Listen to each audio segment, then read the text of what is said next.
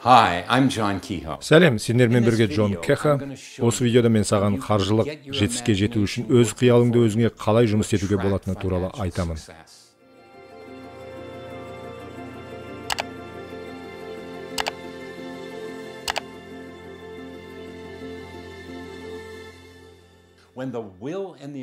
Ерік пен қиял бір-біріне қарама-қайшы келген кезде әрқашан қиял жеңіп кетеді. Бәлкім сен қаржылық тұрғыдан тәуелсіз болу үшін жетістіктерге қол жеткізіп тынбай жұмыс істегің келетін шығар. Бірақ өз ойыңда сен өзіңді тығырыққа тіреліп қалған, ілгері жүрмейтін адам ретінде көретін болсаң, немесе тіпті көштен қалып, барған сайын қарызға кіретін болсаң, онда сенің жетістікке жетуің екіталай. Ал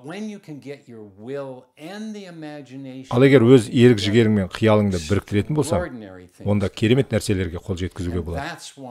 Міне, сондықтан да қаржылық жетістікке жетудің алғашқы қадамы болып, өз қиялыңды пайдалану табылады. Ендеше қиял дегеніміз неге соншалықты күшті деп сұраңыздар. Бәрі өте қарапайым. Қайта-қайта қайталанатын кез келген ой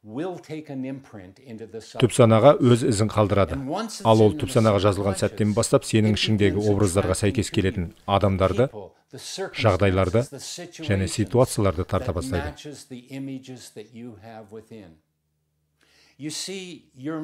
Көрдің бе?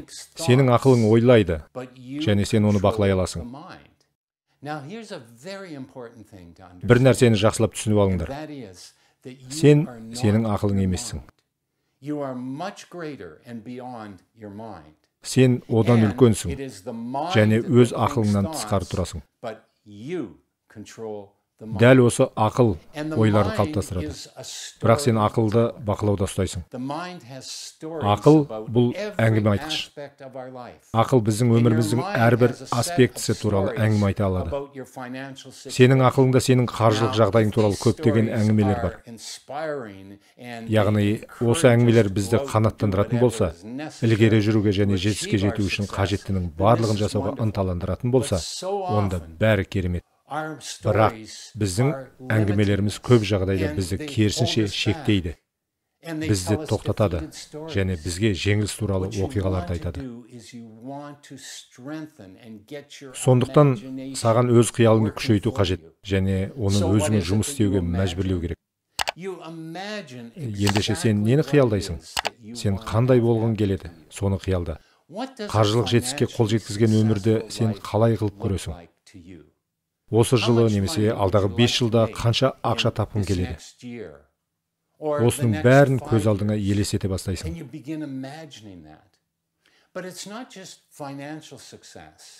Бірақ мәселе тек қаржылық жетістікте ғана емес. Жетістіктің вибрациясын қалыптастырған кезде өміріңе өзге де аспектілерді қос. Мысалы, денсаулық, қарым-қатынас, отбасы, қызықты сапарлар, қызықты өмір, рухани өмір сияқты тақырыптарды да қамты. Сенен талап етілетіні, қиялыңда сен өзің қалаған нәрселердің барлығы бар екенін, олардың қазір болып жатқанын елестет.